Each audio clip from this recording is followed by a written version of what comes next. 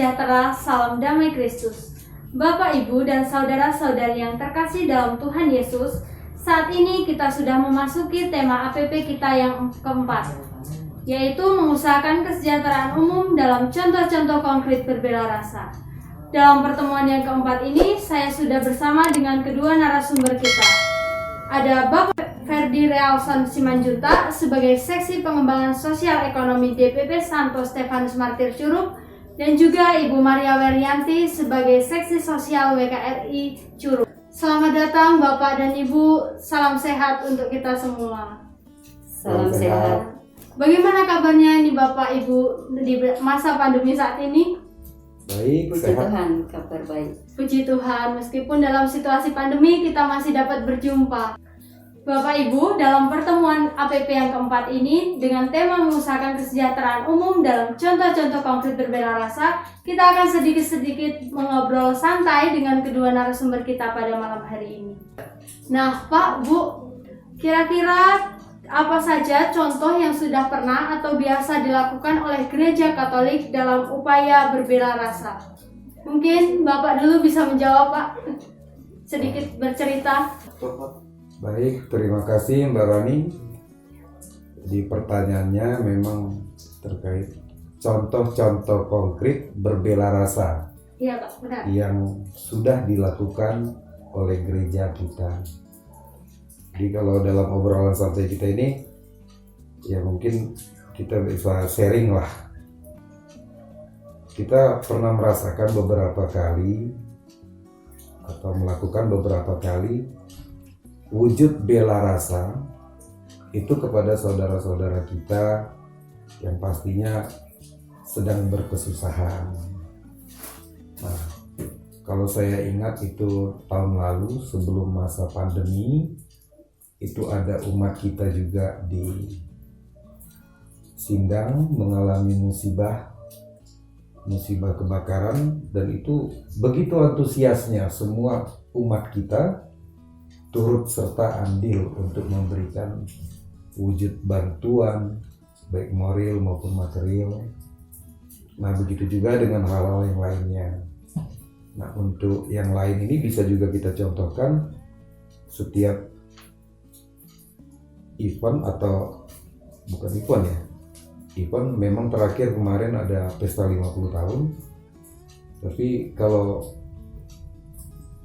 untuk kegiatan Natal maupun Paskah, kita pasti selalu mengusahakan apa yang bisa kita bantu kepada warga kita sendiri maupun warga sekitar di luar kita, untuk wujud kita sama-sama bisa merasakan kenikmatan Natal dengan yang bingkisan maupun bentuk paket-paket sembako untuk kita bisa bagikan bersama. Mungkin itu dulu yang bisa saya jawab. Baik, terima kasih Bapak. Kalau dari Ibu, kira-kira apa Bu contoh-contoh konkretnya? Ya, kalau dari saya, contoh-contoh konkret dalam berbela rasa yang pernah dilakukan khususnya dari organisasi WKRI, karena di sini kebetulan saya ditunjuk sebagai seksi sosial dalam organisasi WKRI cabang Curug. WKRI pernah mengadakan kegiatan sosial khususnya di masa pandemi tahun yang lalu.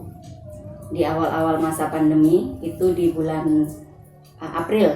Nah, itu WKRI pernah mengumpulkan sembako, kemudian oleh kami itu sembako tersebut dibuat paket-paket dan kemudian kami bagikan khususnya ke masyarakat yang kurang mampu, dan itu tidak hanya warga gereja tapi juga warga di luar gereja, khususnya yang sudah dikenal oleh ibu-ibu anggota WKRI.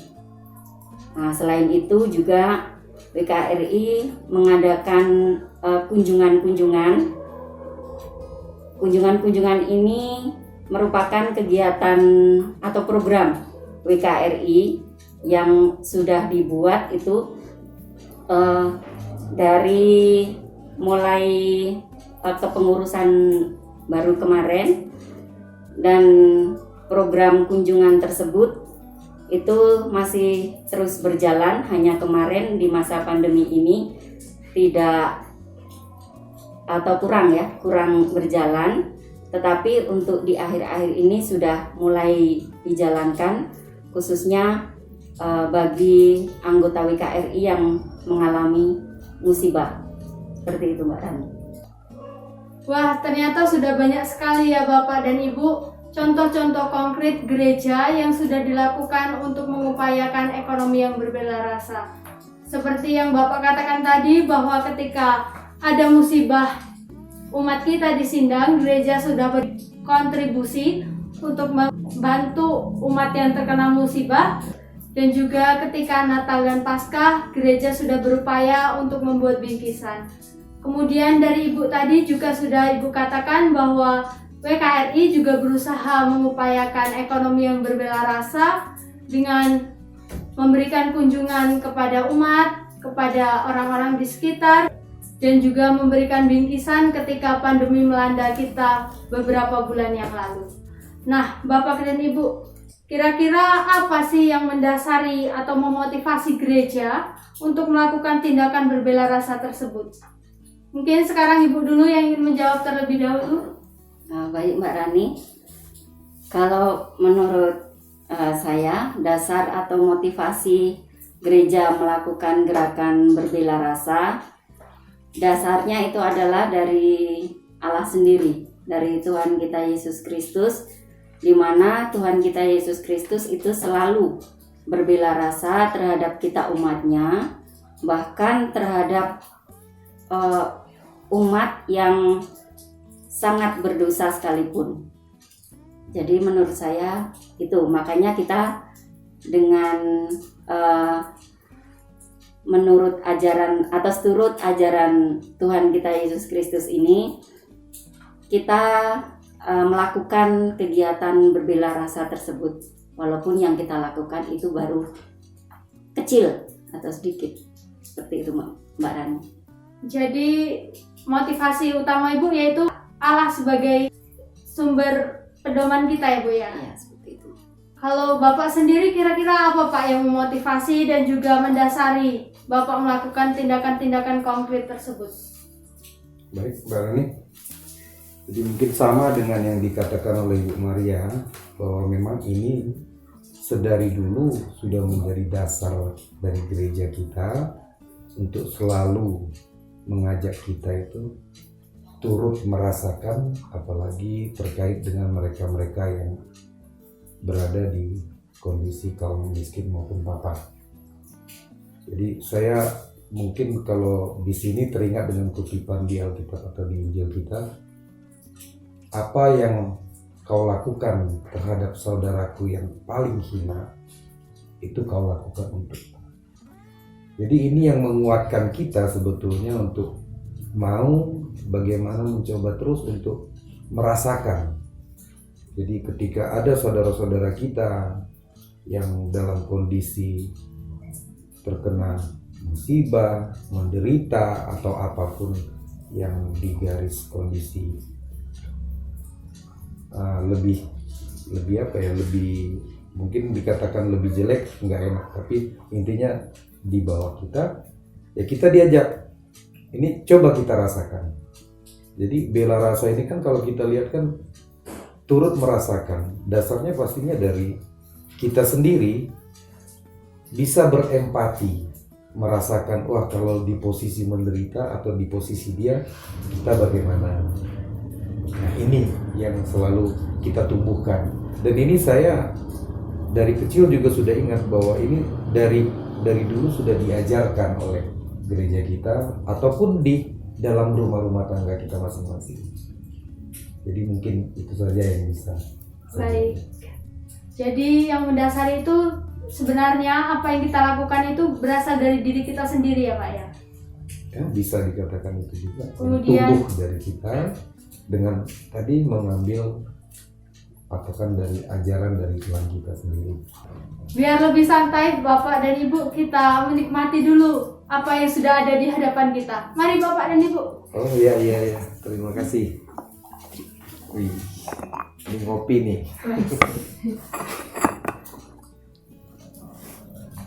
Wah, ternyata sangat luar biasa ya Bapak Ibu sharing kita pada malam hari ini. Dan tak terasa kita sudah di penghujung acara kita pada saat ini.